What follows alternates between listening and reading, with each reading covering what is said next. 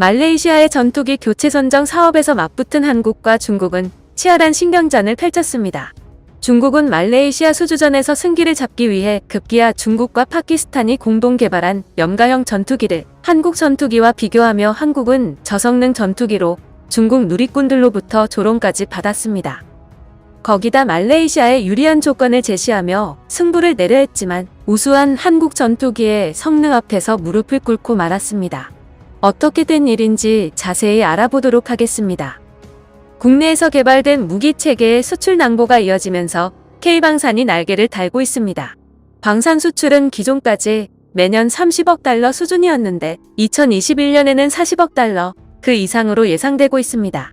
구체적으로 공중전력은 훈련기인 FA-50이 여러 국가와 실적도 있고 협상 중인 국가도 있으며 방공전력에서 천공투로 아랍에미리트와 최종 합의가 완료된 상황입니다. 실제로 국산 무기 수출은 세계 10권 안에 들며 꾸준한 성과를 올리고 있습니다.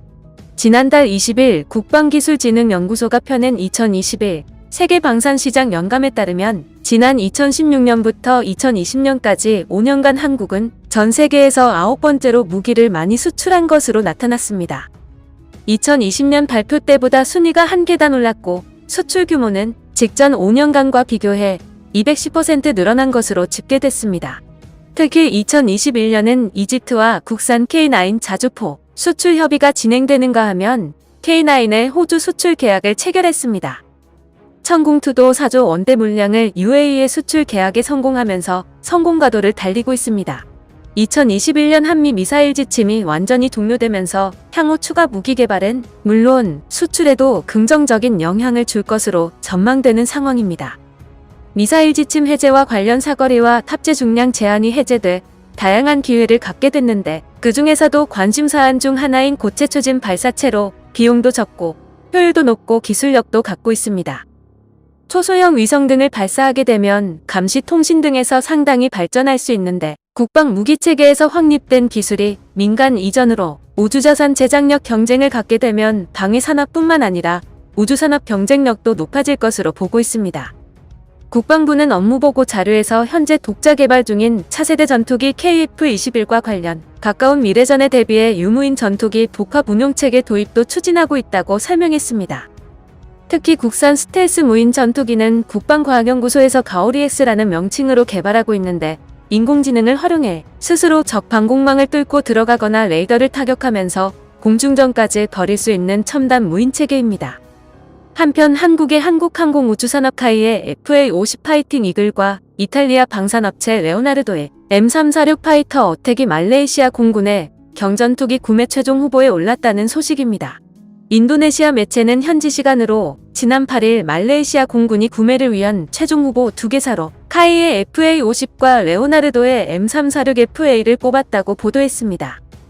일시에 18대의 구매 사업 규모는 40억 링깃으로 한화 약 1조 1200억 원으로 알려졌습니다. 카이는 말레이시아 통신기자재 공급업체 케말라 시스템과 손잡고 FA-50 전투기를 공급할 계획입니다. FA-50은 한국 최초의 다목적 전투기로 지난 2011년 12월 양산을 시작했고 2013년부터 한국 공군이 운영하고 있습니다. 최대 속도 마하 1.5로 비행할 수 있고 M61 20mm 기관포, 공대공 미사일 AIM-9, 공대지 미사일 AGM-65 등이 장착돼 공중전과 공대지전을 모두 치를 수 있습니다. 최종 후보로 오른 한국의 FA-50을 포함해 지난해 총 9개 기업이 말레이시아 공군으로부터 입찰 제안 요청서를 받았고 10월에는 이 중 6개 기업이 응찰했습니다. 카이와 레오나르도 외에도 터키 항공우주산업, 중국 국립항공기술수출입공사, 인도 힌두스탄항공, 러시아 로소보로넥스포르트입니다. 이번 입찰에 많은 국가들이 참가한 배경에는 전투기 대한 재원뿐만 아니라 향후 유지 보수 비용도 주요 사항이 있습니다.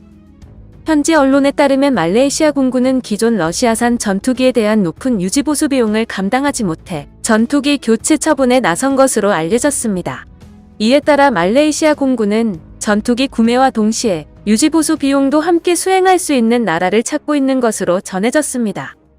더욱 눈여겨볼 점은 말레이시아의 전투기 도입 사업에 도전장을 내민 국산 경공격기 FA-50은 중국과 파키스탄이 공동 생산한 기종과 치열한 경합을 벌였습니다. 방산업계에서는 항공기 수출 시장에서 한국이 중국 합작 기종과 처음 맞붙은 경합의 결과는 사거리 50km 이상의 미사일 등 전투기에 탑재되는 무장 수준이 승패를 가렸습니다. 군 소식통에 따르면 한국과 유럽, 중국 및 파키스탄의 공동 생산, 인도 등이 말레이시아의 전투기 수주전에 뛰어들었고 한국의 FA-50과 중국 및 파키스탄이 공동 생산한 전투기가 치열하게 물밑 경합을 벌였습니다. 말레이시아의 사업에는 프랑스 나팔, 유럽 유로파이터, 미국 F-18 등도 참여했습니다. 말레이시아는 1990년대에 생산된 러시아 전투기를 대체하고자 18대가량의 신규 전투기 구매를 추진 중에 있는데 중국은 파키스탄을 통해 자금 지원 희망 등 상당히 우호적인 조건을 내세워 한국의 FA-50의 발목을 잡으려 했습니다. 하지만 한국의 FA-50은 최대 마하 1.5의 속도로 비행이 가능하며 F4, F5보다 우수한 최첨단 전자장비를 탑재하고 있습니다. 적 레이더의 경보 수신기, 적 미사일 회피용 체프 발사기 등을 탑재해 뛰어난 생존력을 갖추고 있고 야간 공격 임무 수행을 위한 야간 투시 장치도 내장되어 있습니다. 중국과 파키스탄의 합작품인 JF-17은 최대 마하 1.8로 비행하며 멀티모드 화력관제 레이더, 적외선 탐지 초적 장비 등을 장착하고 대함 순항 미사일을 탑재했습니다. 하지만 2019년 2월 파키스탄이 인도와 공중전을 벌일 때 실전에 투입했으나 위력을 발휘하지는 못해 큰 아쉬움이 남는 기종입니다. 결국 FA-50과 JF-17에 탑재된 항공전자 장비 성능이나 재원 등이 유사하므로 결과적으로 무장 수준 등에서 승패가 날 것이란 관측이 나왔습니다. 한국 측은 개발비 때문에 한국형 전투기 KF-21에 탑재할 독일제 단거리 국내 공미사일 등의 무장을 말레이시아에 제시한 것으로 알려졌습니다. 여기에다 FA-50 12대를 구매한 필리핀도 2차 사업으로 12대 추가 구매를 추진 중인데 사거리가 긴 미사일 탑재를 원하는 것으로 알려졌습니다. 필리핀은 중장거리 미사일을 탑재한 스웨덴의 그리펜에도 눈을 돌리고 있으나 가격 문제로 고심하는 것으로 전해졌습니다. 일각에서는 성공적인 전투기 수출을 위해 FA-50의 최대 사거리 50km 이상의 열추적 공대공 미사일이라도 장착해 수출 전략을 재수립하자는 주장도 나오고 있습니다. 카이 측에서 FA-50의 무장 수준 개선 방안을 검토하고 있으며 기체 연료통을 키워 항속거리를 늘리면서 사거리 300km급의 중거리 미사일도 탑재하는 방안을 연구한다는 소식을 정부 소식통이 전했습니다. 말레이시아뿐만 아니라 태국에서의 수주 성과가 눈앞으로 다가왔습니다. 작년 초 태국 정부와 T-50TH 수출 논의를 재개했습니다. 당초 태국에 전투기 2대를 수출하려고 했지만 팬데믹 여파로 논의가 일시 중단됐습니다. 다행히 2021년 들어 태국 정부와 T-50TH 2대 수출을 두고 막바지 조율에 들어가면서 조만간 수출을 재개할 예정입니다. 또한 KT-1 4대 인도를 마무리한 세네갈이 FA-50의 구매 의사를 나타내면서 협상을 시작한 것으로 전해졌습니다. 콜롬비아와 세네갈도 기대를 모으고 있어 완제기 수출 목표로 잡은 1조 7천억 원 달성에 청신호가 켜지는 모습입니다. 카이 측은 완제기 수출이 더뎠던 지난 몇 년과 달리 올해는 가시적인 성과를 낼 것으로 기대하고 있습니다. 카이는 2001년 인도네시아를 시작으로 8년 연속 완제기를 수출했지만 2018년 12월 이후 수주권은 없었습니다.